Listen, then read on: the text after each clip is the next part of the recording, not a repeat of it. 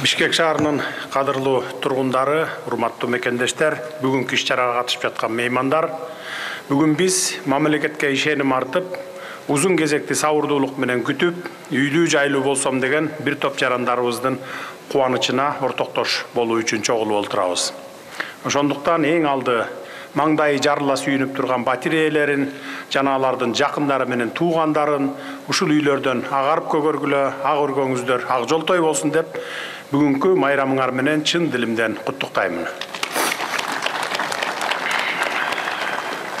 Элибиздин турмушун жакшыртуу жаатындагы ой максаттарыбыздын сап башындагы калкты жумуш орундары жана арзан турак жай менен камсыз кылууну артыкчылык катары карап келебиз.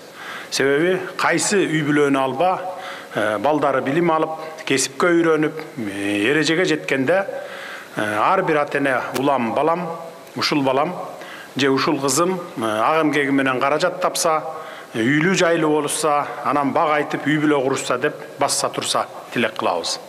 Мына ошол жалпы ата-энелердин элибиздин ой тилегин биринчи орунга чыгарып, турак жай маселесин чечүү максатында акыркы жылдары жарандарды жеткиликтүү турак жай менен камсыздоо боюнча республикалык масштабтуу долбоорлорду ишке ашырууга кириштик эле. Анын алгачкысын өзүңүздөр билгендей, мындан 10 күн мурда дал ушул Борбор калабызда баштап 500дөн ашуун жаранга батирлердин ачкычтарын тапшырдык.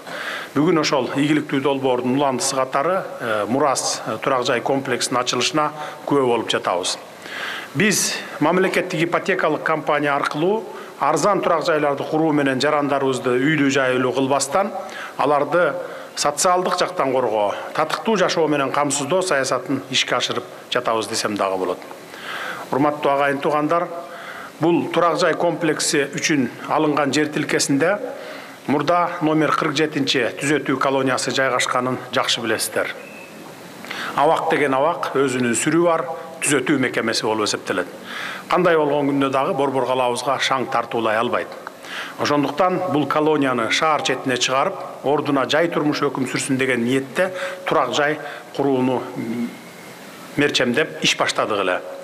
Ошол араларда ар кандай сөздөрдү чыгарышып, абактын ордуна үй курулуп атат деп ар нерсени жоромолдоп, ар нерсени мындай сөз кылып жибергендер болду. Урматтуу үй ээлери, абакты бул жакка коелу, азыркы жашап жаткан үйлөрүңөрдүн таман астында адам атадан бери санасак 1000 деген адамдардын сөөктөрү жатат. Мына азыр бутуңардын алдында дагы бир 100дөгөн адамдардын сөөктөрү болушу мүмкүн илгертен бери. Эгер чындап келсе, дүйнө жүзүндө тоолорду кошпогондо түз жерлерде таза жер жок. Зулкарнайын деген пайгамбарыбыз көзөткөндө ошол мезгилде эле адам коюлбаган таза жерге коебуз дешип, таза жер издешкен экен. Ошондо таза жер жок болуп чыкканда, кай жер болбосун адамдардын сөөктөрү коюлган жер болгон. Ал эми адам атадан баштап бүгүнкү күнгө чейин 120 миллиард адам өтүп кетиптир дүйнөдөн. Болжол менен. Эми анын баары эле ошо бир жерге коюлган жок да. Ошо түз жерлердин баардыгына коюлуп отуруп, ал биз каерге канча адам коюлганын билбейбиз. Азыр мына бүгүнкү күндө деле араб өлкөлөрүн алсаңыздар, биринин үстүнө экинчисин, экинчисинин үстүнө үчүнчүсүн 10 жыл 15 жылдан сөөгүн жылдырып кое берет мынакей.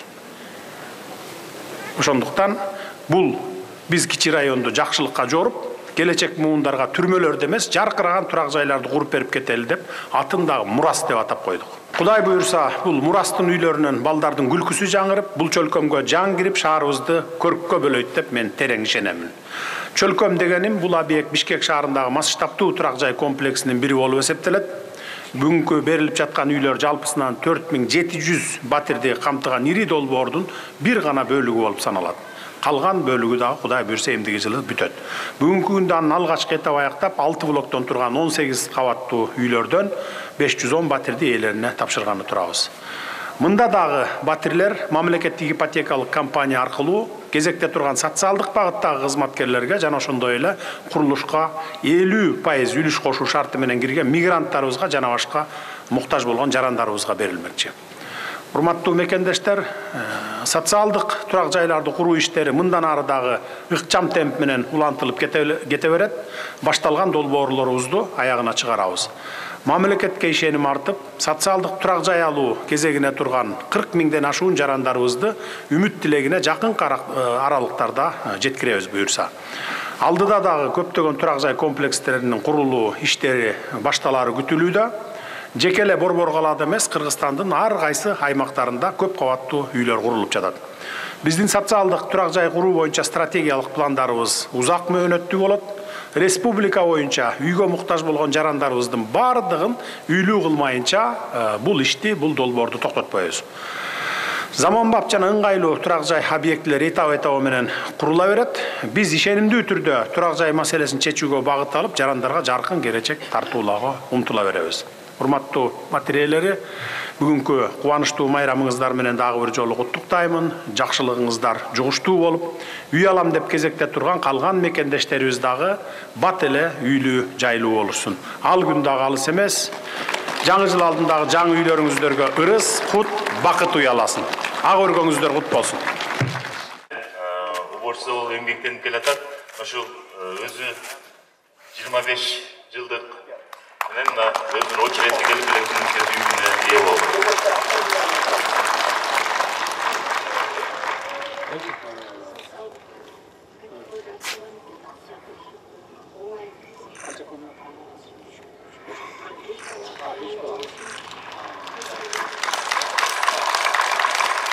Рахмат. Дагы бир жолу үйлөрүңүздөр кут болсун.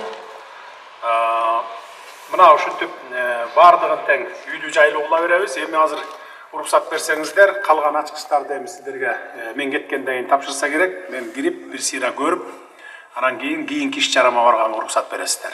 Квартира алгандарсыздарбы? Барыңыздар. Бала чакалар, туугандыктар, Рахмат. Бу жерде 90% 25 жылга, 90%. Сразу ай сайын төлөп кетесиз. Без первого начала. 50% менен алгандардан бир 10% бар, 50% алгандардан 10% бар.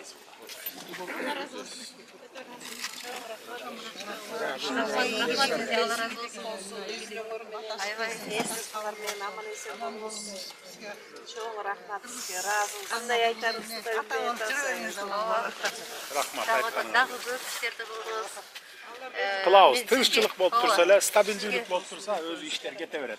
Өзүмдүн атыман, үй-бүлөмдүн атынан аябай чоң ыраазычылык билдирем. Ден соолук сизге. Канча комнат квартира алдыңыз? Мен 3 комнатный квартира алдым. Чоң кызым тилекке каршы мүмкүнчүлүгү чектелген. Канча балаңыз бар? 3 балам бар. 3 балаңыз менен 3 комнат алдыңыз. 2 эркек, 1 кызым бар. Ошо рахмат сизге. 14% абдан оорлук кылат экен. Аны менен жөнөкөй карапайым калк ала албайт экен. Ошон үчүн анан ылдыйлатып туруп, жөнөкөй калкка 4% кылып койдук, мамлекетте иштегендерге жөнөкөй.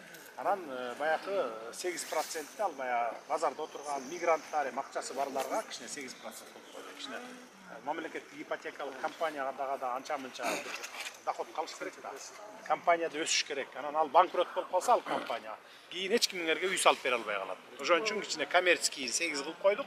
А жөнөкөй калкка баягы 25 жылга деп узак мөөнөткө берип атабыз. А мурда 10 эле жылга берчү, и то 30%-ын алдын ала төлөчүсүң, 30%. Анан калган 70-ин ошо 10 жыл бөлүп төлөчүсүң, и 14% болчу да. Алейкум ассалам. Сен бай тестте үйүп калгансың го? Бу жерден алдыңбы сен да? Жакшы эми, ден соолугуңду кара мынакей. Кудай мен жөн гана себепчи болдум сага. Кудай берип атат сага. Калган өмүрдө. Сатырдылгы жеш ошо катын ошо жалпы мүмкүнчүлүгү чектелген жарандардын атынан жазып эле деп карап жооп берип койсо. Мейлиңиздер, жакшы эми. Кийинки иш чарама. Биринчи Бишкекке биз койдук. Бишкекке биз койдук. Мен деген компаниялар да койгон эмес, кымбат. Эми ошон үчүн. Койгон эмес. Эми биз ага элге берип аткандан кийин мамлекет кийинки жылыбызды бердик. 50 мегаватт жанагы жүйчү. Азыр мына бирөөсү Калгандарын иштетсең тегеректегилерин бар мы? тегеректегилерден биз сен кошулуп алсаң, айрыкча иштеген айгасы. Мектептер курулуп калса, жакын жерде буну кошуп болот. Давайте ушундай ойлонуңуз.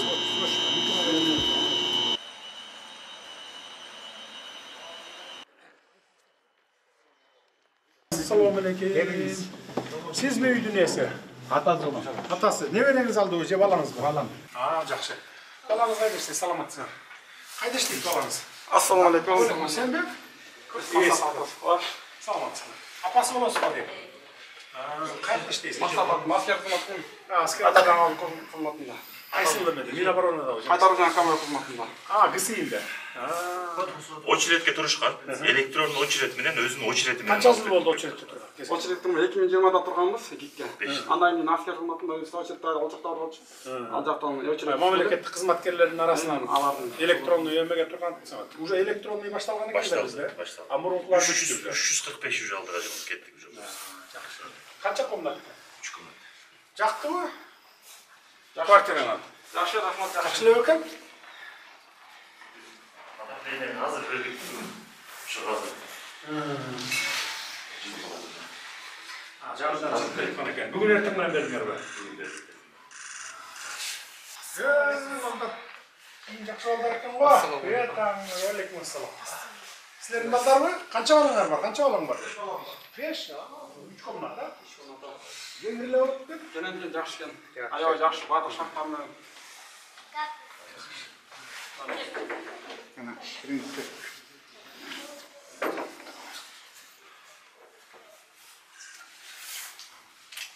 Канча жыл болду иштеген эмеде? 18 жыл болду. 18 жыл. 18 жылда эми квартирага жетип атасың, э? Квартирага жүрчү элең мурда? Квартира түзүлүш. Канча төлөчүлүң квартира? Ар кандай шартына жараша төлөсөз.